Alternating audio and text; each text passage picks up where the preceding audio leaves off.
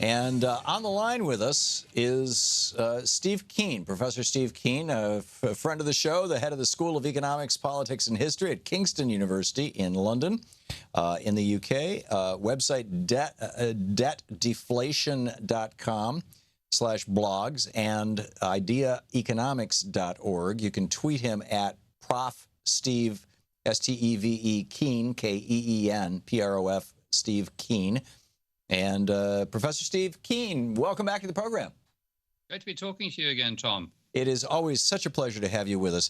I wanted to talk with you about the consequences, the meaning of negative interest rates. Donald Trump came out earlier in the week and said we've got this artificial economy. Well, many of us have been saying this for a long, long time, but not that it's artificial, but that it's bizarre, that something's going on that hasn't happened since the Sumerian Empire 7,000 years ago, negative interest rates. Or do I have that wrong? No, you don't have it wrong. It's there's actually been momentary bursts of negative rates on occasions in the Japanese bond market in the last 10 or 20 years because the rates have been close to zero for so long, and little changes in supply and demand flows of bond purchases could cause it. But this is the first time I've had systematic negative rates across the world. And in the case of, say, the Swiss central bank, which seems to be the most extreme of the central banks implementing this policy right now, they've got a rate of minus 0.75%. And that's not chicken feed when you're talking about having reserve bank, central bank accounts of the private banks at central banks, which is where these negative rates are imposed, which are the accounts are valued in the tens of billions of dollars, and in the case of American accounts, they're in the trillions of dollars. So it's a very large figure. Now, the conventional wisdom, I remember back in the 70s when interest rates were so high, and the early 80s when Paul Volcker was jacking up the U.S. interest rates in response, I guess, to the oil embargo that spiked inflation in the United States. And correct me if I'm factually wrong on any of this.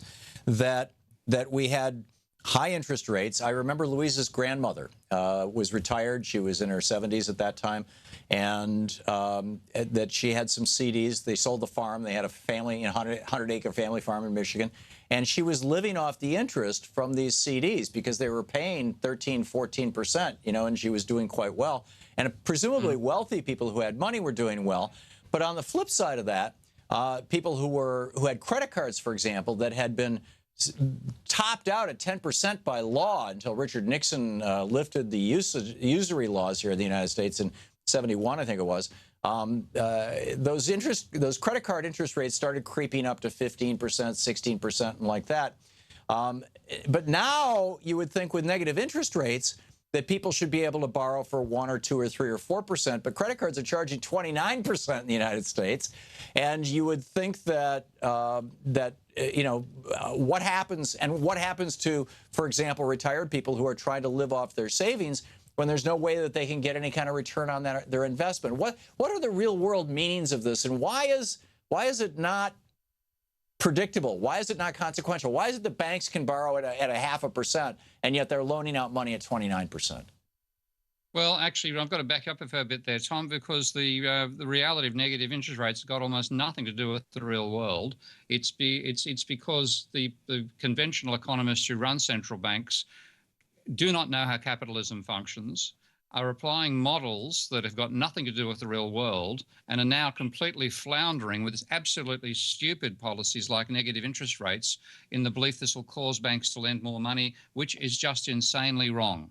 So we have to really back up and say what the hell's going on here. And by the way, I could be not actually stating my own views here. I could be citing the views of the chief economist of the World Bank, because Paul Romer, who's recently been appointed the chief economist of the World Bank and a leading mainstream economist, a major contributor to growth theory in a whole lot of areas, he's come out saying macroeconomists haven't got a clue how the world functions.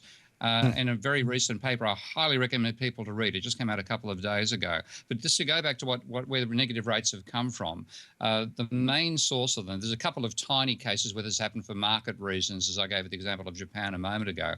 But the main reason why it's happening is that the central banks have enormous reserves in the sense that when they bailed out the banks with the financial crisis back in 2008, Bernanke in particular just flooded the accounts of the private banks at the central bank, which are like their deposit accounts. They call those reserves, in the belief that this is the failure of the Federal Reserve to do that back in the 1930s was, according to Bernanke, the reason why the Great Depression occurred. So as soon as the crisis hit, he just hit them with trillions of dollars pumped into the reserve accounts.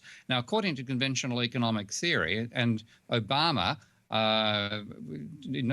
not quite as embarrassing as anything Bill Clinton did with a cigar, but in 2009, Obama came out saying that putting reserves into the banks will generate 10 times as much money in the real economy. And that's why you should put the reserves inside the accounts. And the theory that conventional economists have is that if you put reserves, say put $1 trillion worth of reserves into the private bank, so that's money that sits in the deposit accounts, if you like, of the private banks at the central bank, where that's a liability, the central bank, down on their own books, that becomes an asset. And then the belief that conventional economic theory still teaches students all over the world is that that money will then lent out. They'll hang onto a fraction of it. They'll hang on 100 billion worth of it and lend out 900 billion and then onto 810 and so on. And over a chain reaction, 10 trillion, if the banks hang on to 10% at each stage, well, that $1 trillion generates $10 trillion of additional lending into the real economy. Now, that is actually about as realistic as saying that I'm going to go for a swim now and I'm going to breathe water. Okay? But there is some truth to the old-fashioned notion that banks use their reserves. I mean, it used to be that, no, it's not. It's false. It's completely false. It's completely false. The reason being that reserves are an asset of the bank. And if you want to increase if the bank wants to lend, then it increases its assets. And to increase its assets, its liabilities also rise by the same amount. So if a bank lends you $1 million, its assets rise by $1 million, and its liabilities, which include your deposit account, also rise by $1 million. So to lend money involves assets rising. Now, people say lend out reserves. That the language gives it away. That's a negative. You get this. You got $1 million in reserves. You lend it out, so your assets fall. I'm sorry. On the other side, your liabilities have to fall as well. You cannot lend from reserves. It's simply false. It's bad. It's bad accounting underlying bad economics. Well, what about the old? I mean, what I learned in basically high school econ. I mean, kind of the first thing was that banks take my money in my savings account and at least use that as the fractional basis for lending out money to somebody for their mortgage for their house. Is that not true? That's completely wrong. That's completely wrong. It's been a myth. And think about it. Imagine that actually happened. Thom Hartmann puts, let's say, $1,000 into his bank account, and the bank then goes and lends it out after Tom's made his deposit. Tom goes back to the auto bank to pull out the money and find that rather than the 1,000 he put in, he's only got 100 because the bank's lent out the other 900. You'd be freaking. Okay, that doesn't happen. It's simply a myth. So what happens is the bank actually, if the bank lends you $1 million, your deposit account goes up by $1 million and your debt to the bank goes up by the same amount. And the bank has just created into being out of thin air $1 million, right? Yeah. Or arguably two. The bank's reserves play no role in that action.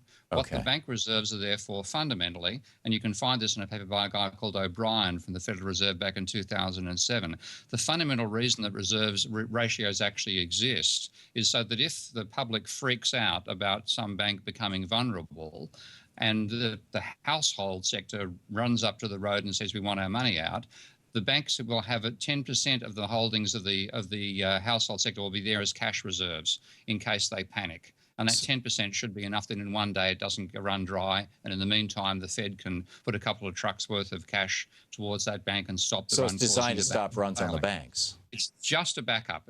And what the reserves actually do, the real function they have, is for transfers between banks initiated by transfers between individuals, a bank with different banks. So again, if you wanted to buy my nice little microphone off me here and sent me the money for it from your bank in America to my bank in England, that would involve, as well as you, for you to put money into my account, there would need to be a transfer of reserves from your bank to my bank. That's what reserves are there for. They're to facilitate transfers. They have nothing to do with lending. Now, I've just taught you something that the PhD economists running central banks don't understand unless they work at the Bank of England, which is the one bank which has acknowledged that in a brilliant paper, 2014, called Money Creation in the Modern Economy, saying exactly what I'm saying, but not as out forcefully. It's a myth to say that reserves are involved in lending. So let me, if I can recap, Steve, because we're running out of time here. We're talking with Professor Steve Keen, head of the School of Economics, Politics, and History at Kingston University in London. So we had basically a freeze up, a seizure in capitalism and in the banking sector. And in order to try to get the banks to lend money to people so that people would take that borrowed money and engage in economic activity and reboot the economy, the idea was of first the Bush administration, then the Obama administration, and frankly, the idea of central bankers all over the world was pour the money into the banks, and the banks, out of the largeness of their heart and out of good business practices, will turn around and lend that money out and make money on lending the money, and won't that be wonderful? And that'll reboot the economy. But the reality is that they don't lend that money out. That in fact they're taking those reserves and sitting on them and making money on them, and it's not helping at all. And that the real problem here is that the legislatures of these various countries have not been stimulating their economies by injecting money at the bottom of the economy, like FDR did, where, with the WPA and the CCC, putting people to work. And, I mean, John Maynard Keynes said, you hire one guy to dig a hole, you hire another guy to fill it. And it seems silly, but it actually generates economic activity that then stimulates the economy. And pretty soon those guys aren't filling holes. Pretty soon they're making products to meet consumer demand. Do I have that right? You do. I mean, basically, if you wanted to stimulate the economy, the central bank should be putting money into your bank account and my bank account, not into the reserves. They've got to do it directly, which I call people's quantitative easing and also modern debt jubilee. Well, that's what FDR did with mortgages in the 30s, didn't he? He bought all the private mortgages from the banks and said, okay, you now have, instead of a 5-year balloon payment to the bank, you've got a 30-year payment with a lower interest rate to the federal government. And that got wound up in 64, I think it was. That's what we should have done. We didn't do that. There was actually a facility to enable that in the Obama policies, but they were never enacted. I think about less than 1,000 mortgages were given that sort of rescue this time around versus tens of thousands or even hundreds of thousands of mortgages back in the 1930s. Back in the 30s. But the negative interest rates, just to finish on that point, the negative interest rates are being applied to those massive reserves by central bankers who didn't understand what you and I have just discussed in the last few minutes. So they think by making the rates negative, they can force the banks to lend them out. And it is physically impossible for the banks to do that. It's not going to work. It's ludicrously not going to work. What it means is that the banks now have assets, so-called, which are actually losing them money. They're paying money up to 0.75%. They're paying hang to on the a second, central Steve. bank. This is the Thom Hartmann Program. We're talking to Professor Steve Keen, the head of the School of Economics, Policy, and History at Kingston University in the UK, debtdeflation.com/blogs. Steve, thanks so much for being with us.